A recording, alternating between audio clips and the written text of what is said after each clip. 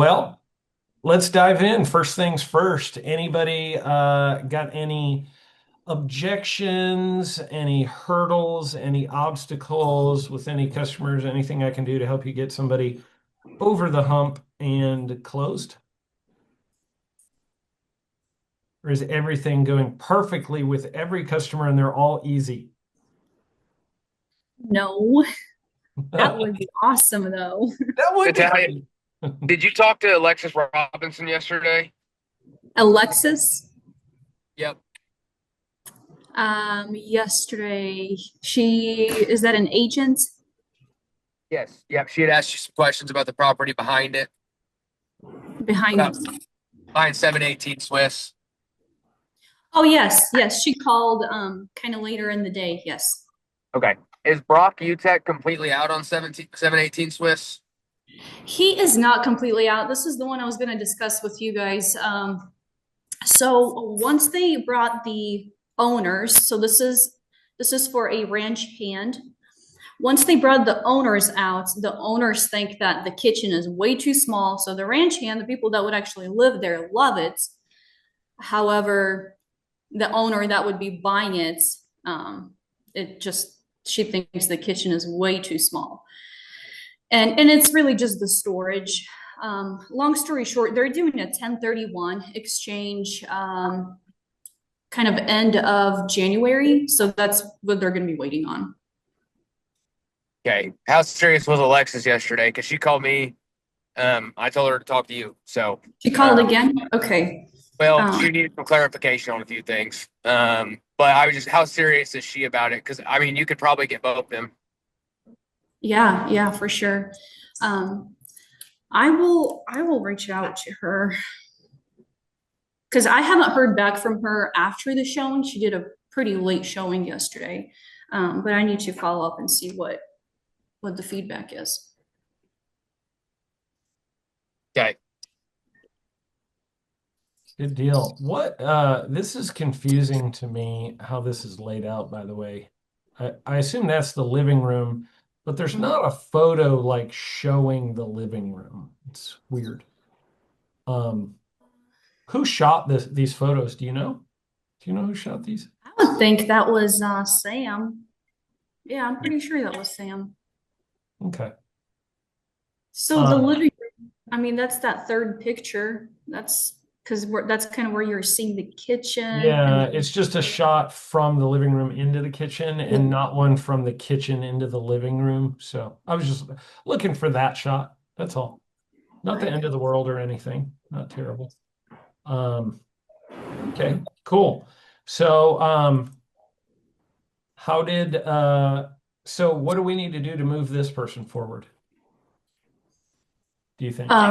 With the 1031 exchange, Yeah, that's the thing. I mean, I can't make larger kitchen, and they're buying a huge ranch, and that's where they'll be living. So it's just one of those things that it's not for them to live in, but yeah, they are buying it. So gotcha.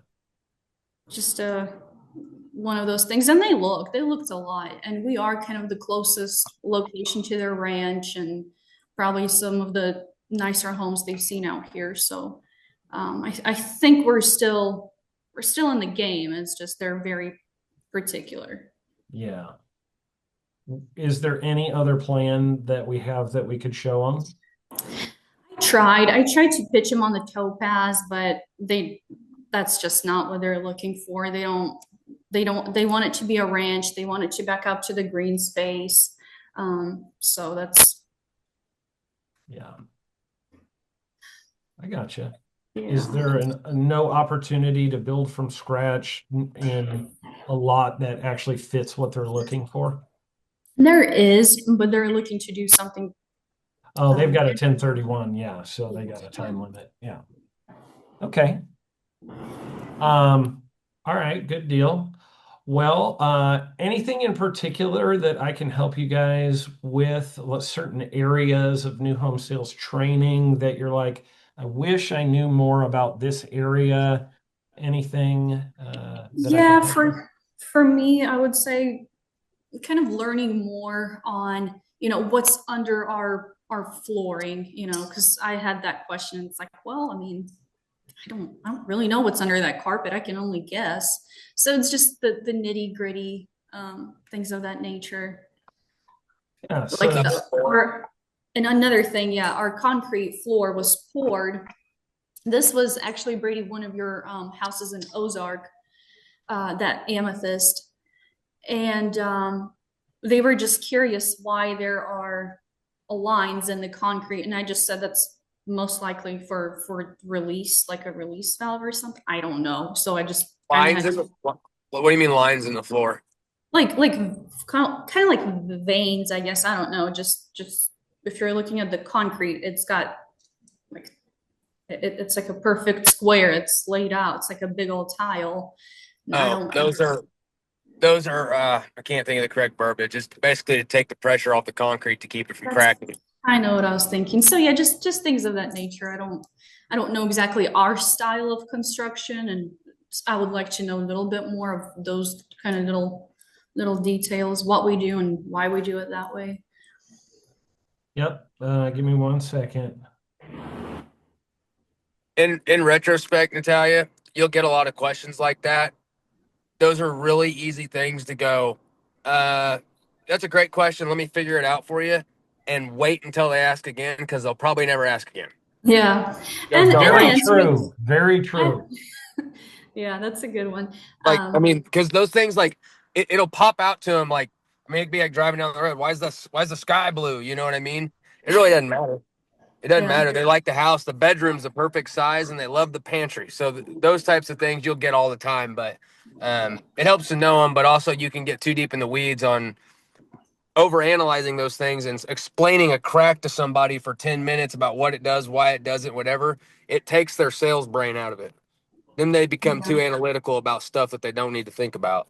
Well, I Tell me if tried to I'm turn wrong, it Aaron. into a good thing and say, you know, your house is actually going to obviously settle, and this is going to prevent all of the cracking and all of well, it's going to cut back on that, but eventually there's going to be hairline cracks here and there with time. But Concrete is imperfect and it will always be imperfect. There is never a perfect slab of concrete ever, ever, ever, ever. And if there is, they're liars. The nature of the material with concrete is that I promise you it's going to crack. Promise you. mhm, It's just a matter of there are certain ways that it will crack that are good and are fine, and there are other ways that it will crack that are not good. So I 100% agree with what Brady just said about they're asking questions that don't matter a little bit. Um, mhm, and, just this is a super overly generalized image here, but this is the difference between a slab and a crawl and mhm, a basement. So ultimately, a slab is, your flooring material is sitting right on top of concrete. Okay. So if you mhm, have LVP, it's on top of concrete on a slab. mhm, If you have if you're setting it up as a crawl, then it's going to sit on top of a space that has some dugout excavated space underneath, and it's just not a full basement that's underneath. And then if it's sitting on top of a basement, it's literally a basement. So you've got that mhm. whole thing dug out and finished out, and then your concrete slab is underneath inside of the basement. Um, we lost Ashley. She was there for a split second. Um, and so let me grab you. I'm just going to show you some different images from your own drawings. So give me a second. Um, no, good new home sales training question. Good question, young lady. Um, okay, I'm going to pull a couple different plans. Hang on. I got the amber slab. I'm going to get the amber crawl space version. Almost there. And then the amber basement. Okay. So, oh,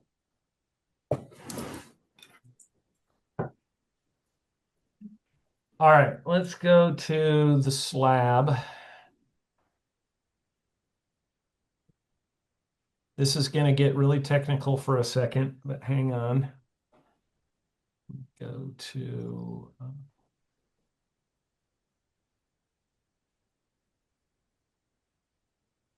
so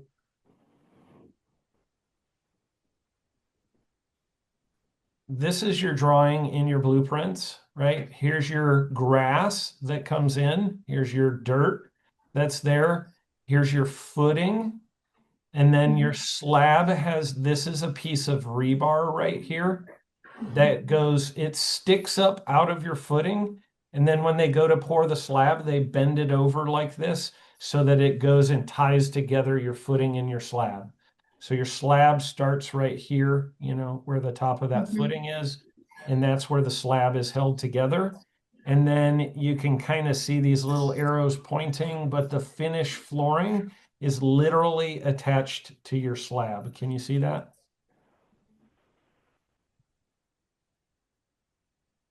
I don't have a pointer, but do you see where it says finished flooring right here? And the arrow Yes. points down and it is literally glued or adhered down on top of your slab. Okay. The slab begins where this break line is. First, they go in and they pour the footings in the ground. Then the footings set up and cure. And they've got these pieces of rebar sticking out of the ground. You know what rebar is? Like basically just like a rod, you know, like a Yeah. metal rod. And then once they pour that, they bend the rod over, like you see here, where it's bent to 90 degrees. And it is, then they go pour the slab and they have, it says gravel fill. It's either gravel or sand, depending on where you are. They're going to have that gravel or sand is going to be on top of what was the initial ground that was there. And then they're going to pour the slab on top of that. But you notice where the footings are, the gravel kind of goes down a little bit so that it's not on top of that footing. So now that footing gets poured, and there is what's called a cold seam in that concrete, and now the two are tied together. Your little trim board is right here. This is showing, this is like the inside of the house here. So you got your half wall of drywall, and your little wood baseboard is against that. In the bottom of your framing, what's called your bottom plate is right here. And this shows the insulation inside of the wall. And then on the outside of that stud wall, there's OSB, which is plywood attached to the outside of that. And then there's house wrap on top of that. And then your siding material gets attached on top of that. So this is kind of a cross section of what that slab house looks like. And then here is, so if I go back, this was called section exterior wall. This is section foundation wall. I don't think they do. Yeah, so we'll look at this one right here.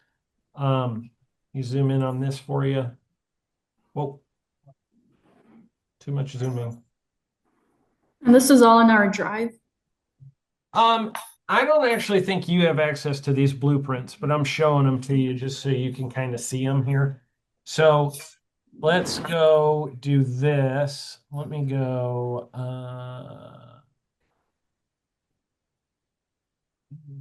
Do this. So now I've got them in split view for you, so you can kind of see both next to each other. Excuse me. Oh, for the love of Pete, move this thing out of the way. There we go. All right. So this is the slab on the right-hand side of the screen. On the left-hand side of the screen is a crawl space. And so notice this doesn't go all the way down like a basement would. So it's a little bit different from that standpoint. But you've got poured down in the bottom of, or sorry, down in the bottom of this is going to be sand. So it's not going to be it's not going to be concrete down there. And this is just a hollow space that's underneath your first floor of the house. Your feet would be standing right on top of this if you're inside of the house. You would be standing on whatever the flooring material is there. Okay, this is plywood subfloor right here. Then what's called a joist, which is made out of a 2x12 or a 2x10, depending. And then it sits on top of what's called a beam, just like a girder beam underneath, and those can be made of different things. Probably on yours, it's made out of 2x material. It could be, if it's a really long span, it could be made out of steel. And then there's these little pedestals sticking up that are concrete every so many feet. And they're all over the place inside of your foundation.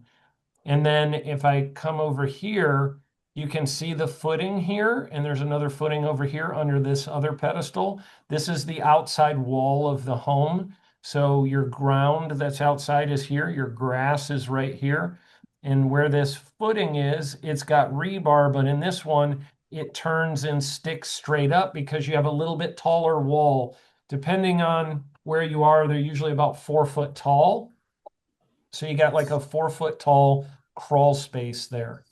And then, with that crawl anchors with, you've got an anchor bolt that goes into let me zoom in so you can see this a little bit better.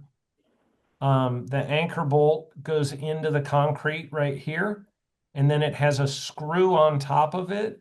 And basically your what's called your mud sill, which is a 2x6, is sitting on top of that wall, and that is screwed down to be anchored to that. And then all of your framing for the first floor of your home is going to be all tied into that, basically what's called a mud sill right here, which is just a 2x6 that runs along the top side of that wall. Does that make sense? Mm-hmm. And It so does. instead of the flooring of the house, your LVP sitting right on top of your concrete slab, in your crawl space, it's sitting on top of 2x10s or 2x12s, which are called floor joists. And then you've got plywood sitting on top of all those floor joists, and then your flooring sits on top of your plywood. Does that make sense? Yes. So other than that, though, there is no any type of like padding or anything that absorbs any type of movement, pressure. There's really no need for it because every couple of feet you have, hang on, let me get you an image of this.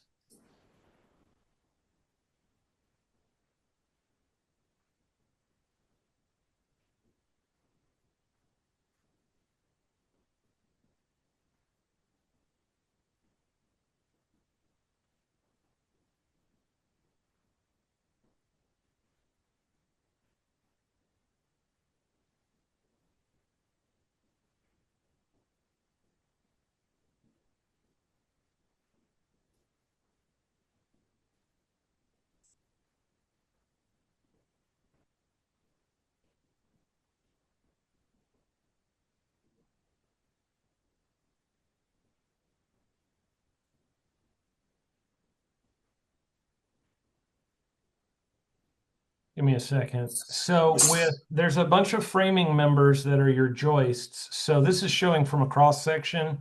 Actually, this might, give me 1 second. Oops, my other image went away. Oh, I think I just deleted that. Hang on 1 second. Let me go back to my crawl. Natalia, are you wearing red today? I am. Yeah. This is probably my first red in years. It's just not a color I usually wear. It looks good on you.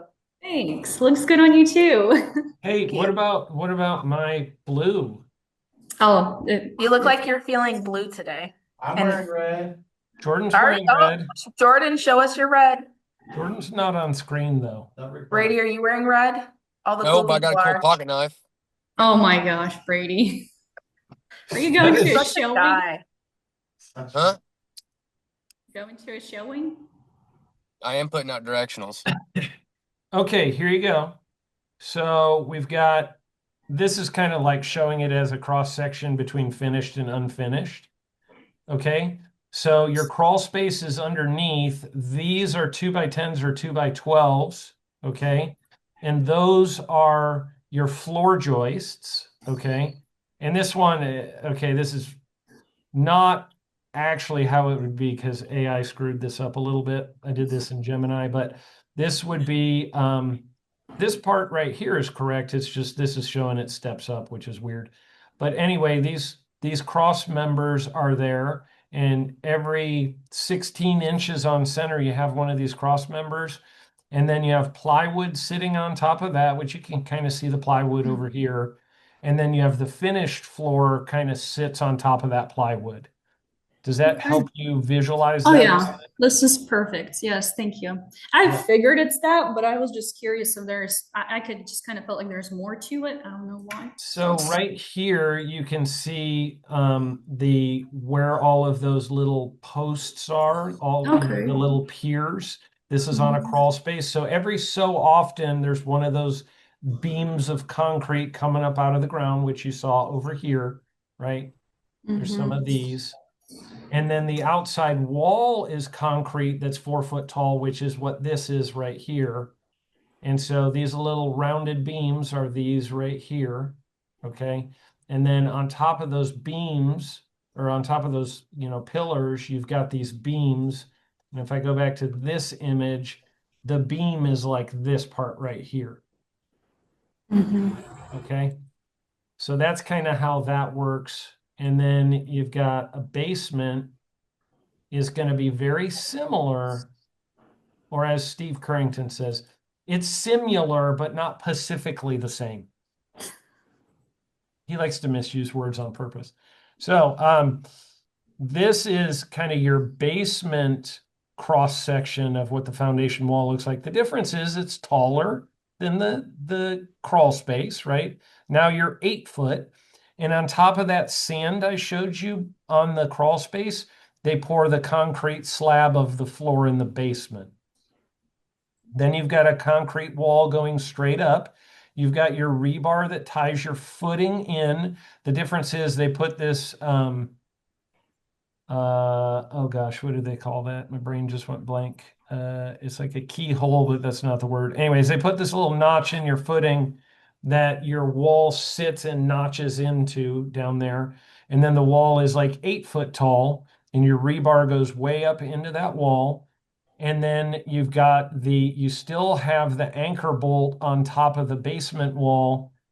And I'll zoom in a little bit so you can see this better. Mhm. You still have that anchor bolt that ties into now, and this time, it's a mud sill, and there's something called a foam sill sealer that goes on top of the concrete, and then that mud sill goes on top of that, which is what all your framing of your first floor of the home ties into. And that foam sill sealer which is really hard to say if you have a lisp, foam shell sealer. It would be very hard to say foam shell sealer if you had a little bit of a lisp. But that is like literally a little piece of foam that sits on top of that concrete wall. And the reason is your concrete foundation wall is going to go through the seasons, and it's going to be hot and it's going to be cold, and it is butting right up against the part of your home that is heated and kept a constant temperature. So what happens is it's just like a can of Coke on a hot summer day, creates condensation on the outside of it. There's going to be condensation on the top of that concrete wall. And so the foam sill sealer, the foam sill sealer is going to keep you from having that condensation seep into that lumber and rot the lumber. So, and also I will point out this word treated right here, treated mud sill. See how it's kind of green?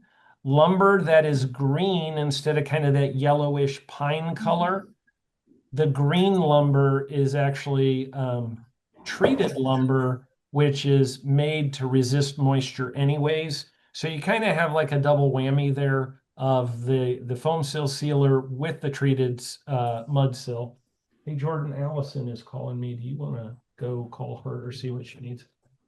Um, so does this make sense to you? Oh yes, Did it this does. help answer that question for A you? lot. Yeah, thank you. Anybody have any other questions about anything? I asked, just to catch you up, Ashley, I asked the guys if they had anything that they were unsure of or didn't really understand how it worked. And so that was something that she was mentioning. was a little bit of understanding what is underneath the carpet in the house, you know. And so there's nothing to like give cushioning. Now, for the car, if there is carpet, there's actually pad underneath the carpet.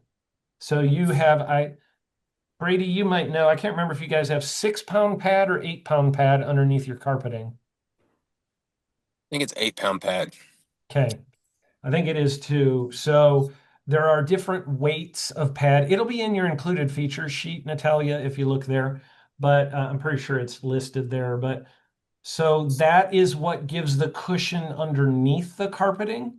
So that's kind of what provides for that. So your 3/4 inch tongue and groove OSB subfloor, which is the plywood basically that's underneath all of that flooring. So you have the plywood, then on top of the plywood is the pad, which I think is 8 pound pad. And then on top of that is the carpeting. So when you're stepping on it, that's what gives that cushiness to it. And the subfloor, what brand is it? Isn't it um I don't know if you guys are always branded. It'll say on your included feature sheet if you are using a specific brand. I well can't recall. the reason I ask is I remember I had one client, and this is one out of I've never had anybody say this. They did not want the subfloor that we used, even though it was the like the moisture blocking best subfloor you can use. They didn't want it for some reason. And I was like, why? And they could never give me an explanation why. But I mean, I spent a week showing them the differences between why that's the best you can use, how that's going to support you know, your home better, the moisture under all of it. And they were like just against it. They wanted straight poly subfloor. And I was like, that's not standard, and that's not going to help you. Yep, you have 6 pound carpet pad, by the Yeah, way. that's I what I just was looked just it gonna up. say. Yeah. So, and then it doesn't tell me what kind of subfloor you use. So I know that you guys are using the moisture resistant type, but I don't, it's not a brand. And the reason you don't use a brand is they're all basically made the same. There's no better or worse. There's no like massively upgraded one. So the guy who's like making a big deal out of it, here's a new home sales training tip slash point on what to think about with this. It's like when the customer's like, you know, hey, your subflooring material, I want you to use Weyerhaeuser because they're a better brand than Georgia Pacific. And you know, the guy who's kind of nerding out over that, probably an engineer for one. And secondly, he's not going to ever be there long enough for it to matter at all. Ever, ever, ever, ever, ever, ever. He will never live there long enough for it to matter. In 75 years from now, it might be an issue. If it is, probably won't be. So, but guys, like some people will, you know, I would do exactly what you did, Brady. It's like, okay, well, what's your concern about it? What's the thing that's got you worried about it? Like, what are you concerned is going to happen that isn't going to happen if we used the other brand? And I then even it's went as like, far as I even asked them, I said, have you guys seen a home in the last 15 years that hasn't used that? And exactly. the lady was like, well, no. I'm like, there's a reason. Like, there's a reason we're using it. Every builder in town uses it. We use it. I mean, it's there's a reason for it. So it was just an oddball thing. I don't know what their deal was, but Yeah, every once in a while you get the buyer who is just they'll be really specific about one thing in the home that's kind of their hot button. And it might be like, do you guys use low E or low E2 windows? Because there is a slight difference between them. And it's like, are your windows double pane with argon gas in between them? Because I'm really concerned about argon gas. I'm kind of a gassy person and I need argon for my gas. Dang you, Carl. Right? It's always a guy named Carl that does this. But it's like, you know, they come in and they're worried about the argon gas in the window pane, you know. So it's like, okay, well, what's your concern? That's my question for them. What's your concern about low E versus low E2? And then, it's like, well, it's just not as energy efficient.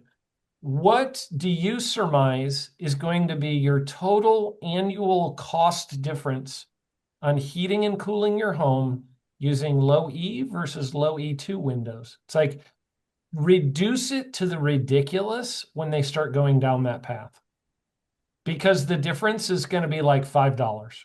It's going to be so insignificant between low E and low E2 windows, for example. I'm just giving you an example. I've had window nerds come in a lot of times. Usually window nerds are in the north part of the country. You'll find them in Indiana and Michigan. And Fantastic. I love that so much for me. yeah. And then when you're in the south, they care about things like a lot of times I think their major concern is going to be like, can you put a kegerator in my garage? That's what the South cares about. Can I have a keg with a kegerator with a tap on the door in the garage? That is what I'm really shooting for. Brady, I didn't even get a minor chuckle out of you on that one. I thought that was actually pretty good. So we have Sorry, north, I was responding to somebody. My bad. No problem. we have north of 30 people and south of 30 people up here. And like you just literally described south of 30 people with the kegerator and north of 30 is the windows. Oh, yeah. I thought that was funny. That sounds about right. By the way, you guys, I saw like the world's worst accident on my way in today. Pretty wild. Seriously, really did. Like No dad flipped jokes. That's over. not a dad No, joke I setup. saw like a flipped over Suburban. It was wild. It was up like on its side. I mean, it looked bad, really bad. Yeah, they're No, fine. but I mean, speaking of dad jokes, why do koi fish travel in groups of four? It's to protect the group from predators. So when attacked, koi's A, B, and C will go in one direction. The fourth one is the decoy. Kyle's. Not your best work. I kind of thought it was funny. Maybe a little bit. Maybe a little bit. The windup was too much. Probably true.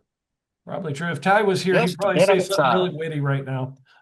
And Ty wipe would out say, all your hard work. yeah, he would say something really funny that's much better than what I said. All right. Anybody else with any obstacles, objections, issues, anything else you want to learn about that you haven't learned about? Anything, Bueller? I have a question. So my people for the Dune spec, I'm gonna walk them through the house that's in the process of being framed tomorrow morning. Mm-hmm. So I'm gonna go over there in a little bit. I just want to make sure like that it's easy, okay, somewhat to get in and out of, because sometimes there's like no stairs and stuff. So what do you do in that situation? I mean, Like, I'd go check it before you walk it, like, and make sure. I'd yeah. go out there today and just make sure of what it all Yeah, looks like. I was gonna see if Edgar could meet me out there this afternoon sometime, but Yeah. I think that's a good move. I usually previewed homes that were under construction just to make sure if I knew I was like taking people in there. And I'd even ask Edgar to do his best to make it as safe as possible for them. yeah, Yeah. okay. And then I would take with you. So let's talk about your. Is that a on here yet?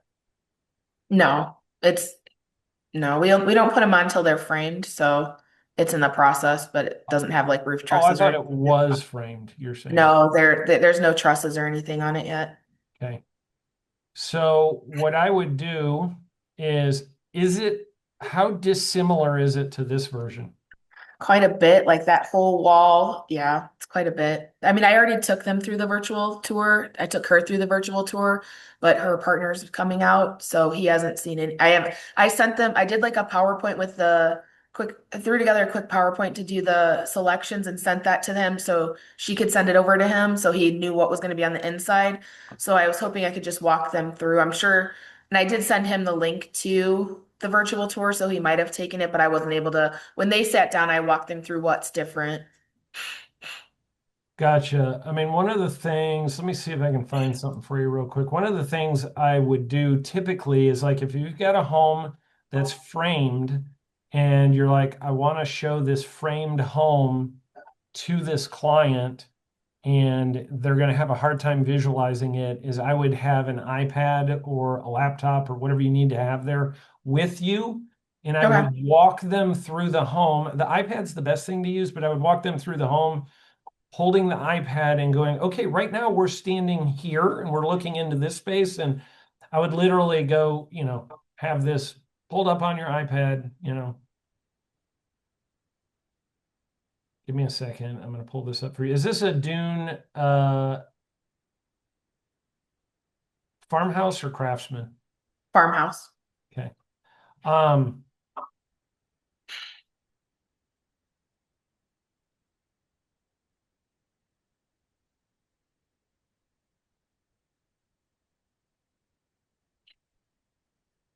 I would pull this up and I'd be like, let's go to your front door here real quick.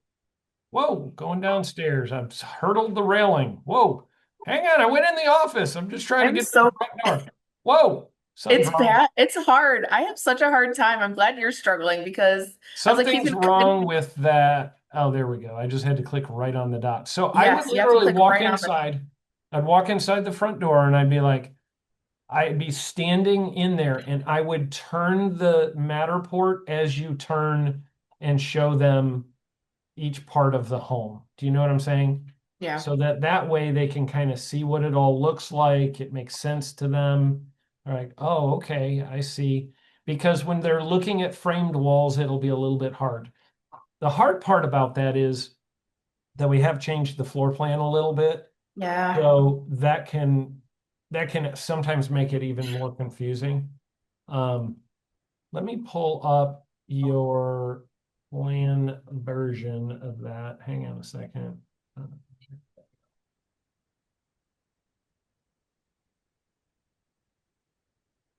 Well, I don't think I actually opened that. So give me a second. Let me pull up that plan. I hate when Google does this. But I mean, hot tip for new home sales is like always make sure that when you take them into a home that you do have a virtual tour of, and the home is at that early stage of construction, even if it's like, let's say it's at drywall is still hard for people to picture what it's going to look like when it's done. I would just pull that up, get it out, show it to them so that they can visualize it. Um, Hang on. Let me go to the very last page of this.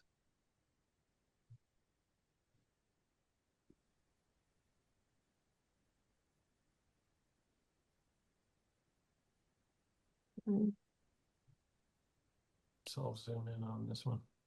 Let me pull this over here for you real quick. Can you see the floor plan? Kind of. Yep. Oh, I'm going to zoom it. I like to zoom it, zoom it. I like to zoom it, zoom it. You like to zoom it, zoom it. Zoom it! Come on, Jordan. Zoom it to the left, zoom it to the right, zoom it, zoom it. Come on, anybody? Nothing? All right, Natalia was kind of giving a little sway. She was getting into it. Gonna be stuck in But my head all day. you are welcome, my friend. Thanks. But I would pull up I would hand them the floor plan, let them look at the floor plan flyer. I would take from the floor plan flyer, I would have then your Matterport virtual tour as well. And so you can point to them, here's where we're standing. And I'd be like, pointing to them, here's where we're standing right now. And then I'd be like, go to the virtual tour part. I'd be like, and here's where we're standing. And if you look over here, you're looking into, and then I would like point, you're looking into the study, you're looking into this overlook down into the basement, and so I'd kind of like make sure they're visualizing where they are in the home. Don't take it for granted that they can see in their mind's eye what they're looking at. Give them every visual tool you possibly can when you walk somebody through a framed home or a drywalled home so that they can get the feel for it, because this isn't that sexy. It's a two-dimensional drawing of a plan, right? It's like, yeah, great. I get it. Yeah, okay. Like most people, that just doesn't get them very excited. So if you can give them every possible way that they could see it or visualize it, that's the best. I'm going to try and do something for you here real quick. Hang on a second. Let's see if I can. Hang on. That is the Dune. Not named after the movie, by the way. Commonly misunderstood. A lot of people think it was named after the movie, but No, I think it's named after my favorite place ever. oh, that's true. That's a good point. Makes You me want to are ride four-wheelers. you are the Dune lady for sure. There's a place in Michigan called Silver Beach. You want to ride Oh, it's one of my four-wheelers? favorites. You want to ride Yes. four-wheelers on the dunes? That's the place to do that. Yeah. I've never been to the dunes to ride four-wheelers, but I've always wanted to. It's pretty amazing. And it's on Lake Michigan, so you can like take a boat right up, and like if you have boats and you have four-wheelers, you can like ride your four-wheelers right down to the water and then jump on your boat and ride. So if you're getting hot, you go out on the lake. If you're, wanting to get back and get warmed up, you go out on the dunes. It's a pretty awesome place. Silver Beach in Michigan. Hmm. But that's kind of how I would do that. I would go back and forth between these two, and then it's like, step to the next space. This was not done correctly, but that's fine. So I'd, stand in the middle of the living room, make sure they understand everything that they're looking at, kind of turn this around. And whenever you're doing a Matterport, just kind of turn it slowly or it gets really, woo, you don't want to do that. Um, Like that whole wall there is not what happens. this whole wall. Yeah. Yeah, I believe that. So then I would go back to let me pull up your That's beautiful. floor plan image. Why did that go away? The Oh, people that live there are really sweet too. are they? Yes. Nice. But yeah, I'd go back and forth between the floor plan and I'd just explain everything to them and kind of walk them through it while you're in a house that's framed. And it's Okay. going to be cold, so you're going to, you can't take forever doing it. But I would do it as well as you possibly can and just kind of as quickly as you can, going back and forth between these things. Okay. They will have a hard time visualizing it unless you do that. And the more you can get them to visualize it, the higher the percentage chance that they're going to commit to something. You know what I mean? Well, the realtor that I had the meeting with this morning is the realtor for tomorrow too. So Hmm. he gave me some insight that she's already talked to two other builders who have totally let her down. So I'm hoping she seems like she's really motivated just to get this over with. So Can I give you a tip? Go buy yes. those little hand warmer things that you can buy in Yeah. the store for like $1.99. And then you shake them up and they get really warm. And Hands. 15 minutes before they get there, open them up and then just let her know, hey, I got these for you. Why don't you guys and get two for, each person and hand them to them as you head out to go to that home. Yeah, they'll It's love that just because they're like from that San little Diego. extra So step. Yeah, that little extra step to take it up a notch since they're going to be cold going outside. That would be a like if you consistently over deliver kind of a thing, you eventually I know are that's why I did the overpaid. PowerPoint of the selections for them the other day. I'm hoping be a really nice Yes. Christmas present. Yeah. Pull up. So I'm just going to put all the instructions here. Pull up the Matterport um, Set them on fire. and show them where they are standing as you walk them through. And you don't have a furnished version of one of these, do you? I do, but people live in it. I mean, we've walked them through lorries before, but I don't remember in your Dune. Let's go back and look at this.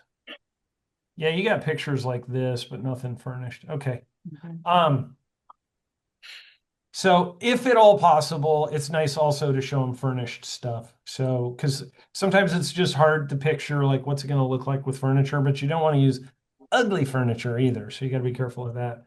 Yeah. Show them pictures of the key rooms furnished so they can visualize. Those are the things that I would do as you walk somebody through a framed home. That's the best you can do, and they'll hopefully get a better understanding of it, and then you can go back to the house, the model home, and warm them up. Hopefully you have some coffee or hot chocolate there so that they can have I that. don't have anything like that. All I have is cold water. Warm up the water. Warm up the water, pour it over their head when you get them back to the model. Oh, God. Sales training tip number 107. Jordan, would you look that up in the manual? I believe that is 107, if I'm not mistaken. 107-849. My former career tells me I'm not going to do that, but we're just going to. Boil them in water when you get back to the model. That's tip 118.6, Jordan.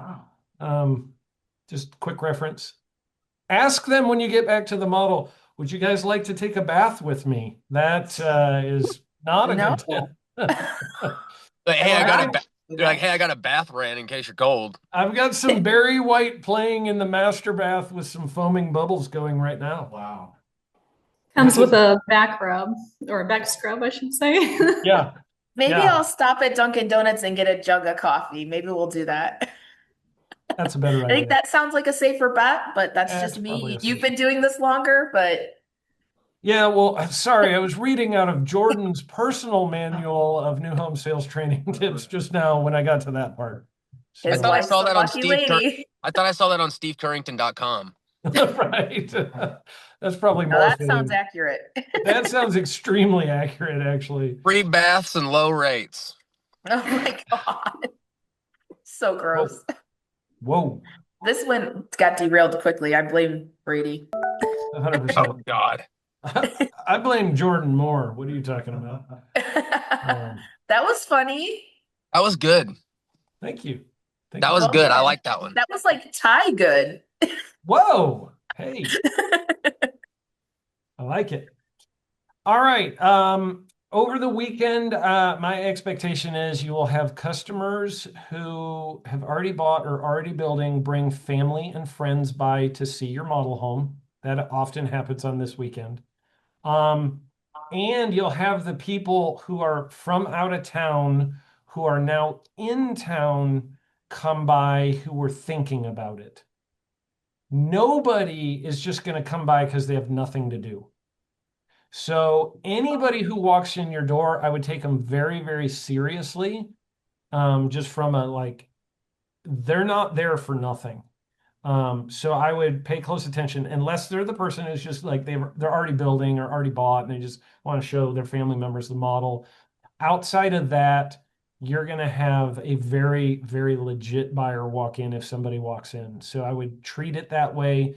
Regardless of what they say, I would be peeling back the layers to try and figure out like what brought them in because sometimes people don't want to show you their cards. They're playing poker, and they don't want to show you their cards, but they are probably a very strong potential buyer if they walk in.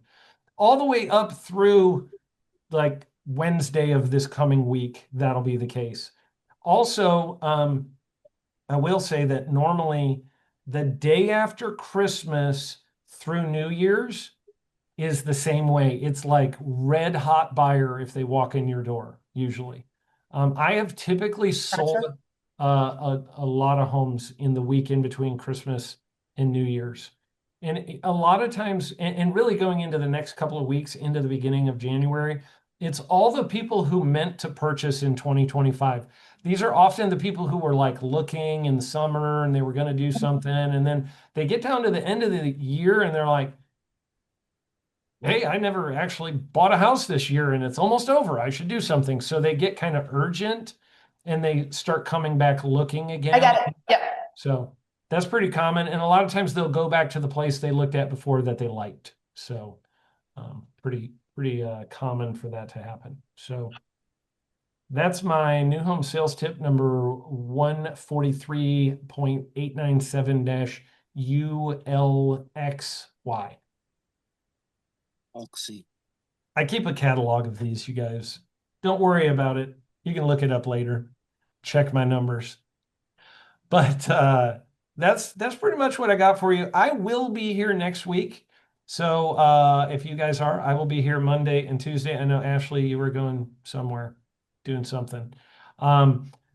Anyways, I will be here Monday and Tuesday of next week and doing sales huddles. So if there's anything you need from me between now and next time, I do need to run because I've got a very important meeting coming up in about 7 minutes. But if you need something from me, please don't hesitate to text me or call me. You do not need to apologize for calling me or texting me during the He's holiday. not talking about me at all. I work. I don't take a bunch of time off, so I will be around if you need something. Seriously, call me if you need something, okay? Told you I wasn't going to do that anymore. I know you don't apologize anymore. She used to always call me and she'd be like, I'm sorry for bothering you. And I'm like, you're not bothering me. So, anyways. All right. Appreciate you guys. Have a wonderful rest of your day and way to go on wearing red. You guys, you are much more festive than I am. I will celebrate Festivus for the rest of us, though. Awesome. I like that. Hey, we have an agent here that's doing that, and he changes his riders every day to one of the Festivus things. It's hilarious. That's awesome. I That's love funny, that. That's yeah. pretty cool. like I that love too. it. Hey, Brady, the pies are here. Oh, my pie's there. I gotta go get it. It just came in today. Yeah. All right. I bought pies. See you I bought guys. All right. Bye. Bye.